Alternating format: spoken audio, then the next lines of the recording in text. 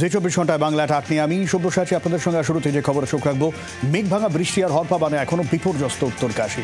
সেনা নেতৃত্বে উদ্ধার কাজ জারি রয়েছে। বৃহস্পতিবার অন্তত 70 জনকে আরো উদ্ধার করা সম্ভব হয়েছে।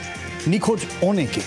এখনো পর্যন্ত 6 জনের দেহর উদ্ধারের কথা জানা গিয়েছে। দেরাদুনে স্কুল কলেজ অনির্দিষ্টকালের জন্য বন্ধ। উত্তরকাশীতে উদ্ধার কাজ জারি। আবহাওয়ার উন্নতি হওয়ায় রেস্কিউ অপারেশনে পুরোদমে সেনা।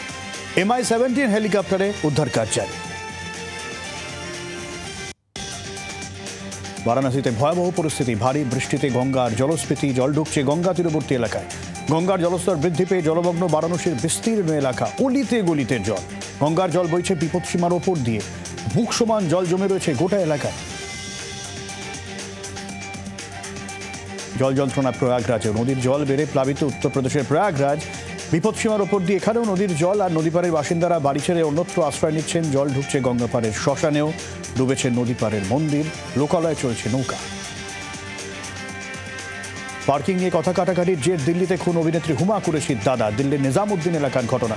পার্কিং নিয়ে ঝামেলার জেরে খুন বলে অভিযোগ। গতকাল রাত 10টা নাগাদ এই খুন করে আততায়ীরা। হাড়হিম CCTV footage social media viral. ঘটনায় গ্রেফতার 2 জন। ভারতের উপর আমেরিকার অতিরিক্ত শুল্ক, এই আবহে ব্রাজিলের প্রেসিডেন্টের সঙ্গে ফোনে কথা নরেন্দ্র মোদী।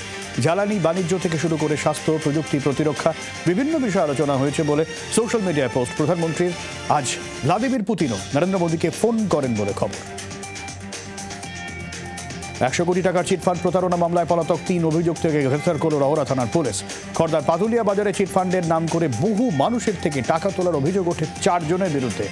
আমানতকারীরা রহরা থানায় প্রতারণার অভিযোগ দায়ের করে অভিযোগের ভিত্তিতে হুগলি থেকে 3 অভিযুক্ত বিজন পাল, সুজন পাল আর উত্তম পালকে গ্রেফতার করেছে।